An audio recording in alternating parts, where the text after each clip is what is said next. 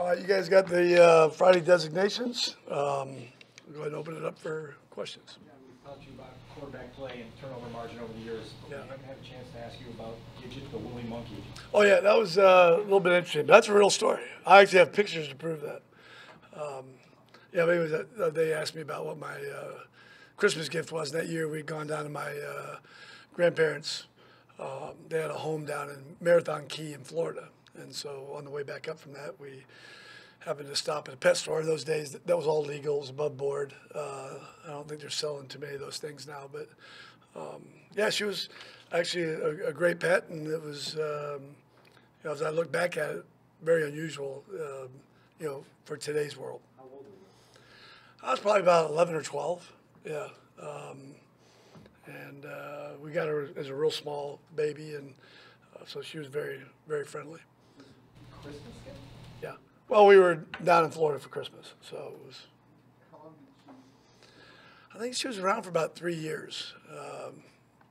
And my brother had a little mishap, tied her up, and she got wrapped up, and she actually got sunstroke. Believe it or not, you'd think a monkey in tropical land would be fine, but it didn't work out so well. Stay with the monkey. Actually, it's probably the most interesting thing, but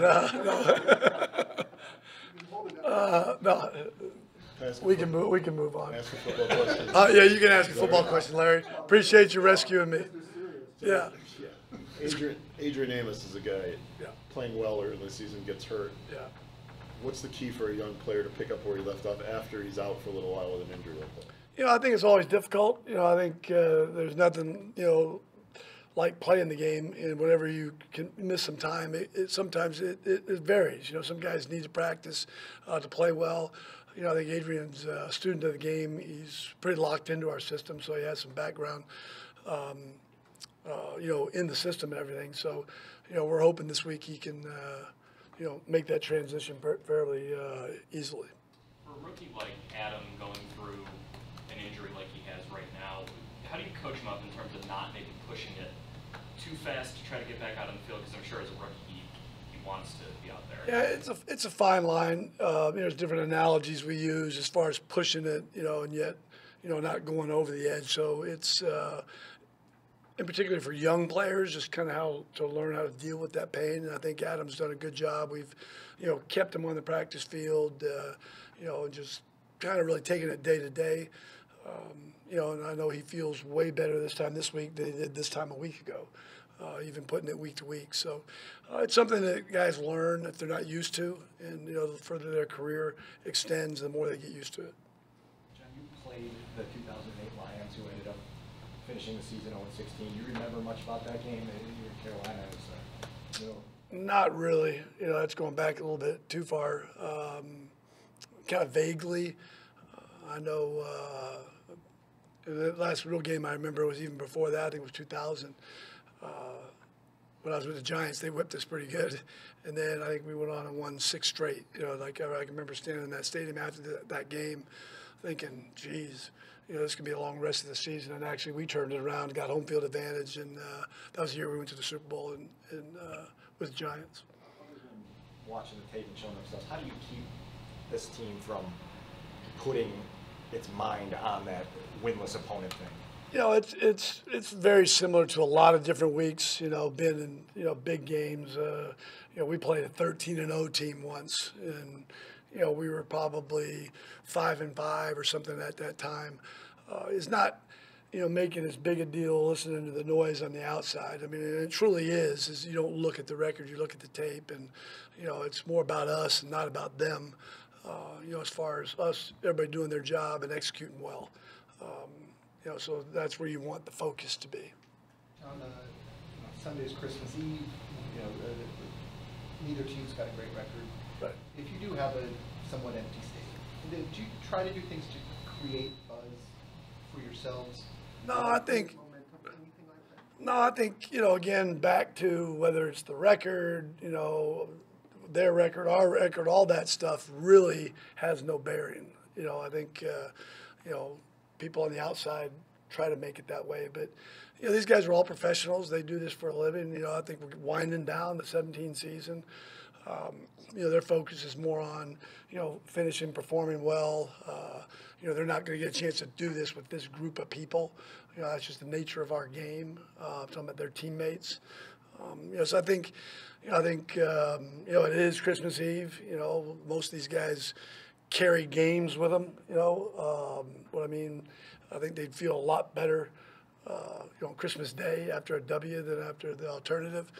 So I think those things are a little bit more motivational than, crowds and records. So with all that, we were talking about focus last week with the penalties too. Right. Today, tomorrow, what are you looking for in these guys to give you some comfort that they are focused? I mean, how do you? Well, I mean, I don't, even last week, I think, a lot gets made of penalties. I mean, truth be told, it was pretty even in the first half, and then it swings, 8-2 in the second half. There's a lot that goes into penalties. Officials are part of it, not just the football players. Forgetting the penalties. Yeah. In general, we're talking about focus. How do you try and identify where these guys are at? What are you looking for? Well, I mean, I think we've been very focused all season. When you look at the number of, one-score games that we've been involved with, I think our guys have been focused, played hard, and, every ball game. So I don't look for it to be any different over this week and the next week. With sitting still down, what is the challenge of that depleted front up there of reshuffling again and trying to create some sort of familiarity and continuity there? I think, again, it obviously at this point in the season, whether you look, the other 31 teams in the league, everybody's dealing with it. It's something that you get accustomed to. I use the term next man up. A lot of people use that. You depend on those guys, whether it's in game or, week to week. So it's got a potential of having a different lineup, and, it's going to come down to those guys executing. And we've done it all season in many positions. It'll be no different this Sunday. The Falcons last year, I think, were the only team that had all 5 same offensive line starters every game. They went to the Super Bowl. Right. This year, the Rams are the only team. Right. And they obviously have taken a big jump. Is that just a random thing, do you think? Or do you look at that and say, is there anything they're doing that we're not? Or is it just, I mean, what do you make of that? In many ways, I think it's, being fortunate. I mean, the truth be told, teams I've been involved in, injuries are a part of either the failure or the success of the team. I think that's true of every season. I know in the 28 years I've been in it. John, competitiveness, you can't obviously measure that, but with Mitch, that drive you see, what are kind of some examples you've seen from him through your time noting that he has that edge that you kind of need at his position? Well, the formula E plus R equals O. Events, plus your response equals the outcome. And, I think week to week, day to day, all of us, deal with different things, and things happen, and then you're going to have to respond.